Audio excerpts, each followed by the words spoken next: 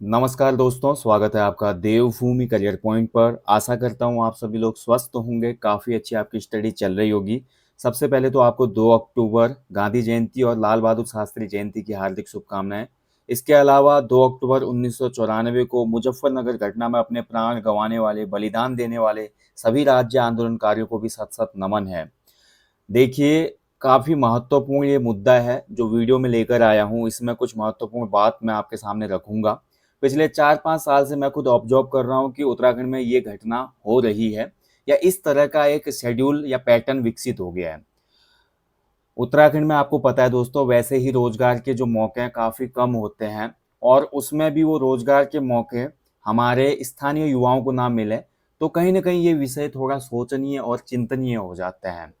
देखिए, मैं बात कर रहा हूँ जो हमारे पोस्टल विभाग के द्वारा, इंडिया पोस्ट के द्वारा जो हमारी वैकेंसी आती है उत्तराखंड के डाक खानों में या डाकघरों में, जो कि बीपीएम ब्रांच पोस्ट मास्टर और एबीपीएम यानी कि असिस्टेंट ब्रांच पोस्ट मास्टर की है। इसमें आप देख रहे हैं कि पहाड़ के डाकघरों में काम करेंगे हरियाणा और पंजाब के युवा।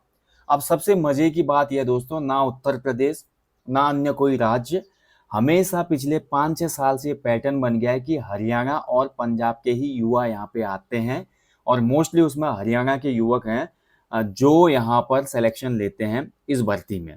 अब इसका रीज़न क्या है ये भी मैं आपको बता दूँ। इसका कारण यह है कि इस सीधी भर्ती में कोई भी रिटन एग्ज़ाम नहीं होता है।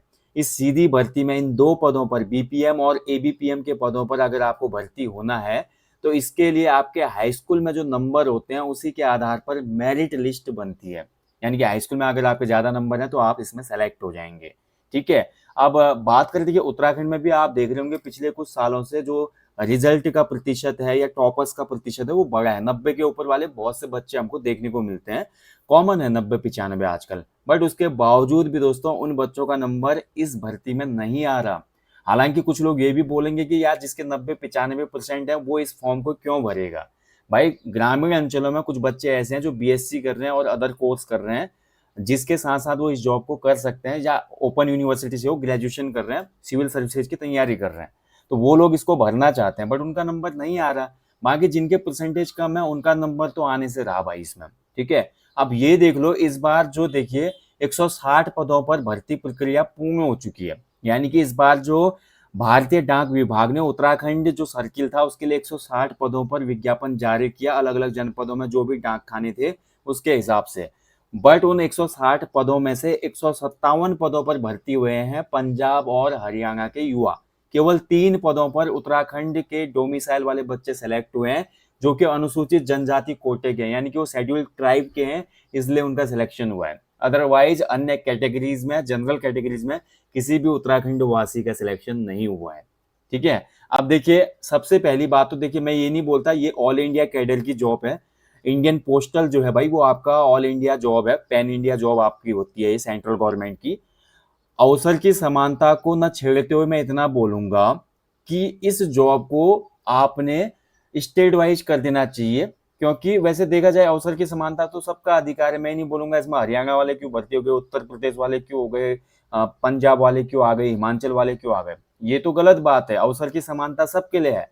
बट आपको पता होना चाहिए कि कुछ स्पेशल स्टेटस वाले राज्य हैं, वहां पर वैसे अनएम्प्लॉयमेंट ज्यादा है और ग्रामीण कैडर होने की वजह से, क्योंकि ग्रामीण क्षेत्रों में और लोकल एरिया में ये जॉब प्रोवाइड होनी है, तो वहां पर लोकल को ही मौका मिलना चाहिए ना।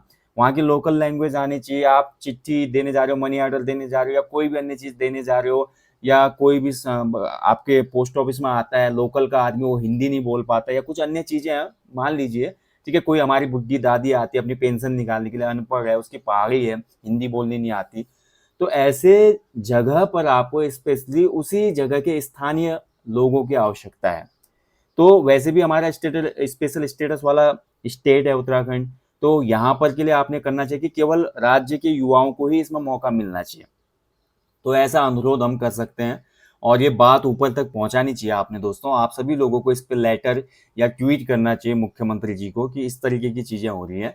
और इसके बाद देखिए सबसे मेन चीज इसमें जो मेरे को चौंकाती है वो है, केवल इसमें सिलेक्शन होता है हरियाणा और पंजाब के युवाओं का।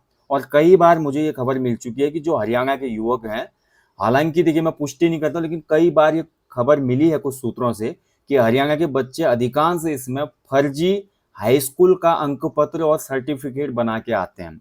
तो क्या पोस्ट विभाग, जो इतना बड़ा विभाग है पूरे भारत में, वो इनका वेरिफिकेशन नहीं कराता? क्या इसमें वेरिफिकेशन अनिवार्य नहीं है? इसको संज्ञान में लेना चाहिए भारतीय डाक विभाग ने भी, और इसमें जो भी सिलेक्टेड कैंडिडेट है उनका वेरिफिकेशन जरूर होना चाहिए।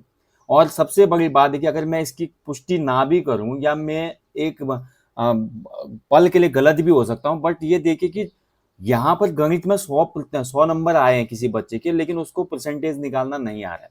यानी कि हरियाणा या पंजाब से सेलेक्ट हुआ बच्चा जो उत्तराखंड में इस जॉब को ज्वाइन किया हुआ है, उसको गणित में 100 नंबर आए हैं हाई स्कूल में, बट उसके बावजूद उसको एक परसेंटेज निकालना नहीं आ रहा है। तो अपने आप में जो 100% का रिजल्ट है, ये बहुत कहानी बयां करता है।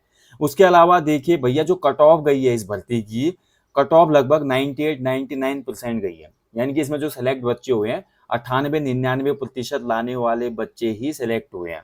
अब हरियाणा में इतने बच्चे कहाँ से आ गए जो 98-99% लाए हैं? और दूसरा भैया, सबसे मेन चीज की 98-99% लाने वाला ग्रुप सी की इतनी छोटी नौकरी पे इतने दुर्गम पहाड़ों में क्यों आया है?